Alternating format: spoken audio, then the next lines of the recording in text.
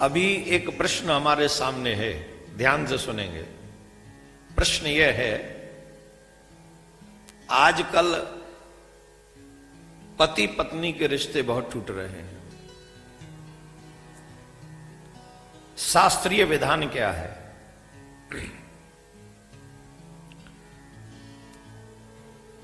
हमारे शास्त्रों की बात अगर आप करेंगे तो हमारे यहां संबंध तो बनाया जा सकता है, पति पत्नी तो हम बन सकते हैं, तलाक नहीं ले सकते, डिवोर्स नहीं ले सकते। हमारे यहां डिवोर्स का, तलाक का कोई सिस्टम नहीं। हमारे यहां शास्त्र इस बात को कहते हैं, कुछ लोग ऐसे हैं जिनका भरण पोषण आपको सामर्थ्यवान होने के बाद जब तक मृत्यु न हो जाए तब तक करना चाहिए। किनका? मातरम पितरम वृद्धम भार्याम साध्वी सुतम शिशुम गुरुम पुत्रम प्रपन्नम च कल्पो विमृच्छत वसंतमृतः। भगवान श्री कृष्ण ने कहा यह बात।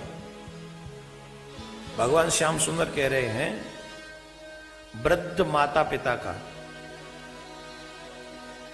वृद्ध माता पिता का,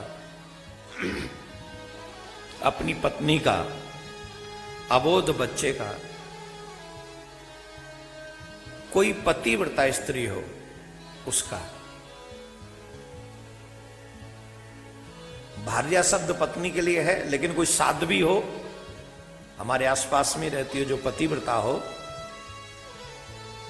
और वो अपने पति को छोड़कर किसी को देखती भी ना हो, ऐसी पतिव्रता स्त्री को अगर हमें पता है कि उसके जीवन में कुछ कमियां हैं, त्रुटि हैं, जीवन जीने में मुश्किल हो रही है, उसका भी भरण पोषण सामर्थ्यवान व्यक्ति को करना चाहिए।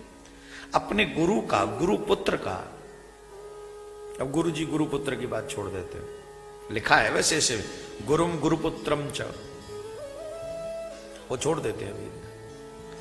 लेकिन यहां पर प्रमुख बात हम लेते हैं पत्नी और पति। पत्नी चाहे जैसी भी हो,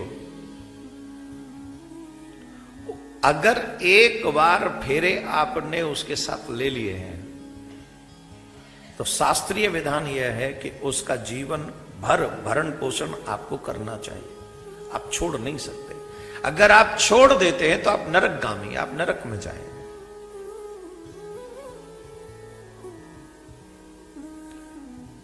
आजकल पति पत्नी के रिश्ते टूटते किस लिए हैं? क्या रीजन क्या है?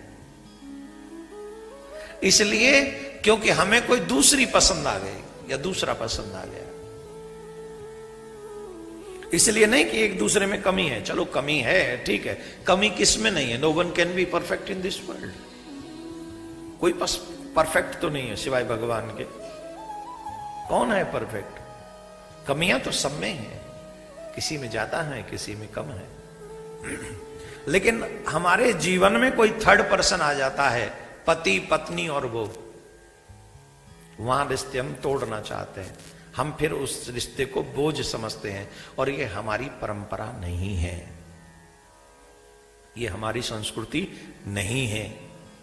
अगर आप चाहते हैं कि आपका परिवार सुखी रहे, संपन्न रहे, प्रसन्न रहे, तो इस परंपरा को, इस कल्चर को अपने घर में मत आने दो। पति पत्नी और वो, ये हमारा कल्चर नहीं है। हमारे यहां तो पति पत्नी और हमारे दो, ये कल्चर है। दो नहीं, मतलब जितने हो जाए, लेकिन पति पत्नी, नो थर्ड पर्सन। और यहां दोनों पे ये बात लागू है, पति पे भी और पत्नी पे भी। मैं फिर कह रहा हूं मेरे प्यारे, मनमुखी जीवन जीने के लिए आप अभी स्वतंत्र हैं, लेकिन जब इनका हिसाब देना होगा तो बहुत मुश्किल में आ जाओगे।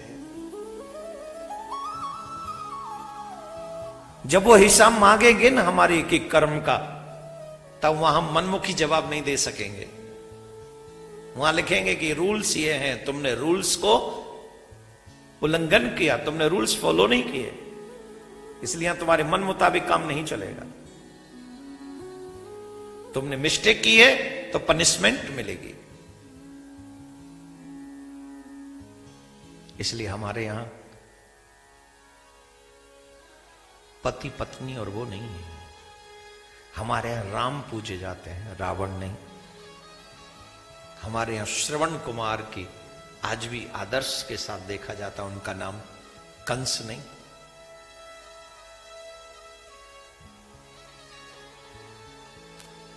आपका कर्म आपकी पहचान है। हो सकता है कई लोग बड़े कठोर होते हैं, कठोर वाणी बोलते हैं, कड़वा बोलते हैं, कोई गुस्सा बहुत ज्यादा करते हैं। ये सब चीजें संभव हैं गृहस्थ में और शुरू से रही हैं। अच्छा बताइए, एक उदाहरण मैं आपके सामने प्रस्तुत करता हूं। उस उदाहरण, महाराज चक्रवर्ती दशरथ जी की पत्नी कैकेयी, जिन्होंने कहा कि राम को 14 वर्ष का वन होगा, राम जी के पिताजी ने डिवोर्स दिया क्या? बोलो, जवाब दो। ये कह दिया कि आज के बाद मैं तेरा मुंह नहीं देखूंगा, रहे तू महल में, पालन पोषण तेरा यही ही करूंगा, मैं ही, मुझे ही करना है, तेरा मुंह नहीं देखूंगा। क्यों? तूने मेरे राम को मुझसे छीन लिया। घर से नहीं निकाला, डिवोर्स नहीं दिया।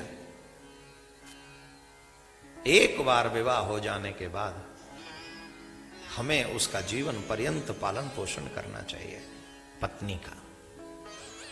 तो जितने भी सनातनी मुझे सुन रहे हैं, सिर्फ अपनी इच्छाओं के लिए अपने घर मत तोड़ो, क्योंकि तुम्हारे द्वारा किए हुए कर्म तुम्हारे बच्चे देखते हैं और तुम आने वाली नस्ल को गलत रास्ता दिखा रहे हो, आने वाली पीढ़ी को तुम गलत रास्ता दिखा रहे हो। तुम जो करोगे तो वो अच्छा है, तुम्हारे बच्चे करेंगे तो बोले ये ठीक नहीं, ये गलत है। आप चाहे देश में रहो या विदेश में रहो, अपनी संस्कृति से बंधे रहो। पति पत्नी, only husband and wife, no others. यही हमारा शास्त्रीय विधान है। और उसमें कुछ इच्छाओं का दमन करना पड़ेगा आपको। ये मन का क्या है साहब, मन तो बड़ा विचित्र है। मन तो कभी बैठता ही नहीं शांत, मन तो भागदौड़ करता ही रहता है। इसलिए मन के पीछे मत जाओ। क्या सही है क्या गलत है उसके पीछे। और हां, एक और बात समझ लीजिए, वृद्ध होने पर माता पिता का कभी भी तिरस्कार मत करना।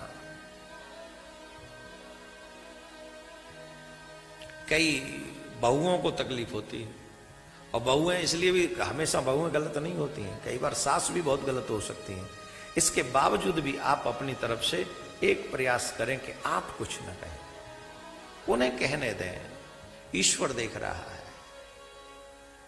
आप तो अपनी तरफ से समय पर भोजन बनाकर खिलाएं, दवाई दें, जो सेवा बन सके करें, आगे भगवान देख रहा है। और एक और बात बता दें, अगर आप गलत नहीं हैं तो ठाकुर जी आपके साथ गलत नहीं होने देगा।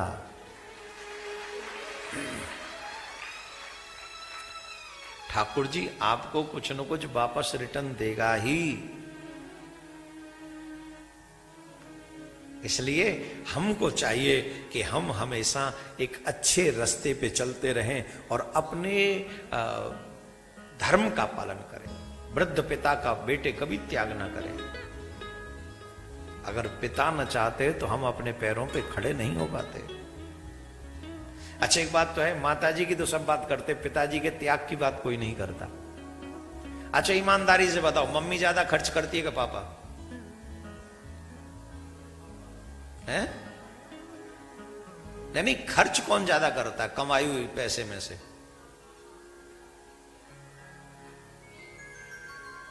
कंफ्यूजन क्रिएट मत करो, सही बताओ। देवियां सब कह रही हैं पापा पापा। डोंट फॉरगेट, मैं भी एक पापा हूं। हाँ, मुझे भी पता है ना। तो खर्चा कौन ज्यादा करता है वो मुझे मालूम है ना। खैर, मेरे जैसे पापा अलग होते। मुझे तो ये नहीं पता कि नमक कितने रेट में आता है, टमाटर का रेट क्या है, भिंडी क्या है, दाल क्या। मुझे कभी भगवान ने बहुत अच्छा बच्चा रखा है मुझे, ठाकुर जी ने परिवार ऐसा दिया है कि भाई हैं, माँ है, देवी जी हैं, ये सब, हमें इसका कभी जरूरत पड़ा ही नहीं। सबके साथ तो इतना अच्छा परिवार भी नहीं होता, टचवुड किसी की नजर न लग जाए। ये भी तो सौभाग्य है ना कि आपको पता ही नहीं है कि रेट क्या चल रहे हैं। हमें तो एक ही चीज दे रखी हमारे परिवार ने, जाओ और कथा करो और उसके बाद सोए रहो, पड़े रहो, कुछ और नहीं करना फालतू का। तो भगवान सबको ऐसा परिवार दे, सबको ऐसे भाई दे, सबको ऐसी माँ दे। आधे से ज्यादा काम तो हमारी माँ करती है घर का। और गजब की बात है, फोन पे ही चलते हैं हमारे माँ के काम। ये आ जाए, आ गया माँ। तो बड़ी कृपा है, भगवान सबको ऐसा परिवार दे। तो हमें तो ये सब नहीं पता, पर फिर भी हमको लगता है कि खर्चा तो देवियां ही ज्यादा करती हैं, क्योंकि घर की जिम्मेदारी इन्हीं को होती है। इन्हीं को पता होता है क्या चीज घर में है और क्या नहीं है। पति को तो इतना पता है, जाओ 8 घंटे काम करो, पहले कमा लाओ और इनको दे दो, अब ये घर चलाएंगे। क्यों? ये घर की लक्ष्मी है। इसलिए जिन पिताजी ने जीवन भर कमाकर अपने घर को चलाया हो, आपको पढ़ाया हो, आपको फीस दी हो, लाखों लाखों रुपए आपके एजुकेशन पे स्पेंड किए हो, उनके किए हुए खर्चे पर तुम इंजीनियर और डॉक्टर और एडवोकेट बने हो, उस बूढ़े बाप से जब बूढ़ा हो जाए तब ये मत पूछना कि तुमने हमारे लिए किया क्या है। उन्होंने जीवन भर तुम्हारे लिए ही किया है, अपने लिए तो रखा भी नहीं है कुछ भी। इसलिए वृद्ध पिता का आदर हमेशा भगवान की तरह करो। पिता आ जाए तो खड़े हो जाओ, चरणों में सर झुकाकर प्रणाम करो, सर रख दो अपने पिता के चरणों में। क्यों? वो न होते तो तुम आज ए फॉर एप्पल भी न समझ पाते। फोकट में नहीं सिखा देते ए फॉर एप्पल, हजारों रुपए मंथली स्पेंड करना पड़ता है। हाँ जी कि ना जी? ये स्कूल वाले भी ना खा के छोड़ेंगे महाराज। ऐसे ऐसे फंक्शन, एक ही फंक्शन में 5-10 हजार रुपए का खर्चा। बोल ये ड्रेस पहन के आना, ले एक ही दिन काम में आएगी साल भर में, और ये ड्रेस पहन के आना। अब ये ड्रेस ही आएगी 5-6 हजार की। करना पड़ेगा, बाप हो तो करो। हाँ जी, जितने भी बाप बैठे बताओ हाँ या ना। और फिर उससे कोई कहे बुढ़ापे में कि तुमने हमारे लिए किया ही क्या है, तो सिर्फ रोने के कुछ नहीं कर सकता। और एक बात जरूर कह देता है वो बाप, मेरी उम्र पे आएगा तो पता चल जाएगा कि एक बाप अपने बेटे के लिए करता क्या है। और मैं जितने भी सनातनी बैठे हाथ जोड़ रहा हूं आपसे, अपने पिता को ये मत कहने देना कभी कि जब तू मेरी उम्र पे आएगा तो पता चल जाएगा। इसका मतलब वो दुखी हो रहे हैं तब कह रहे हैं। अपने पिता के हृदय से ये शब्द न सुनना, चाहे बेटियां हो या बेटे। पिता कभी भेद नहीं करते, पिता तो सबके लिए बराबर करते हैं। इसलिए वृद्ध पिता का भरण पोषण करना चाहिए, वृद्ध माँ का भरण पोषण करना चाहिए, अपनी पत्नी का भरण पोषण मृत्यु तक करना चाहिए। ये देखो शास्त्र कितने गजब के हैं, है कि नहीं?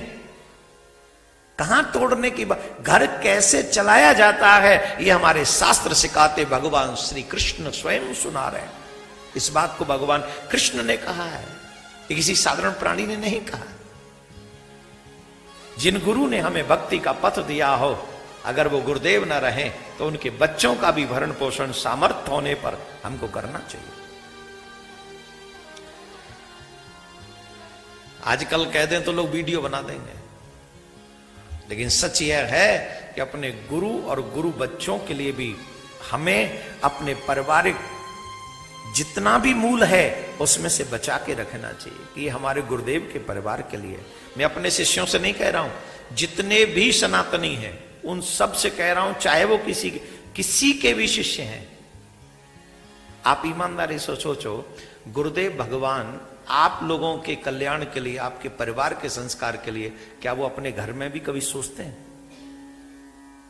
बताइए। हमको भूल जाओ, औरों के और जो गुरुदेव हैं जो अलग अलग हिसाब से रहते हैं, हमें सही रास्ता दिखाने का कार्य कौन करते हैं?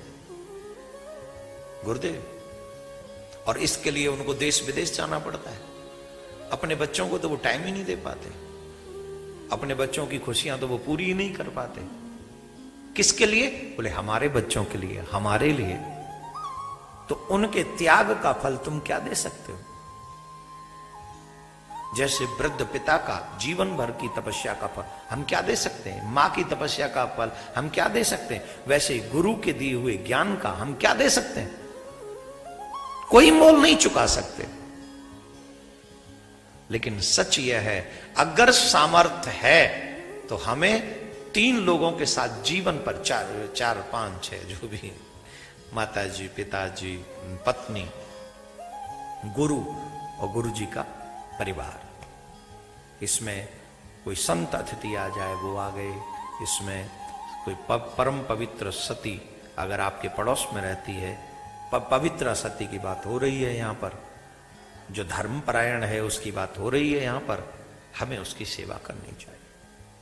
इससे क्या होता है? इससे आपका परिवार कभी गिरता नहीं है, आपका यश कभी गिरता नहीं है, आपका सम्मान कभी गिरता नहीं है। बुरा वक्त आने वाला भी हो तो ये सत्कर्म तुम्हें बचा कर ले जाते हैं वहां से, ये सत्कर्म।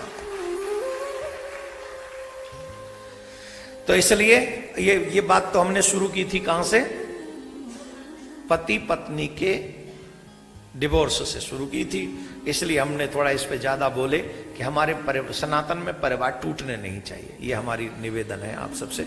अपने परिवारों को संभालिए, उनको प्यार कीजिए, उनको अच्छे संस्कार दीजिए बच्चों को। कई चीजें सहनी पड़ती हैं तब परिवार चलता है। आपके मुताबिक परिवार में गतिविधियां नहीं होंगी, आप जो चाहोगे वही नहीं होगा। कई चीजें ऐसी होंगी जिनको आप पसंद नहीं करते हो, फिर भी आपको सहन करके, बाबा भोलेनाथ वो कालकूट विष पीते हैं ना, कई बार ऐसे विष पीने पड़ते हैं। काहे के लिए? परिवार को चलाने के लिए। तो जो समझदार हैं वो तो सह लेते हैं, और जो मूर्ख हैं वो लड़ बढ़ के अलग निकल लेते। बोल जाओ, चलो 1 2 चीज और बता देते आप।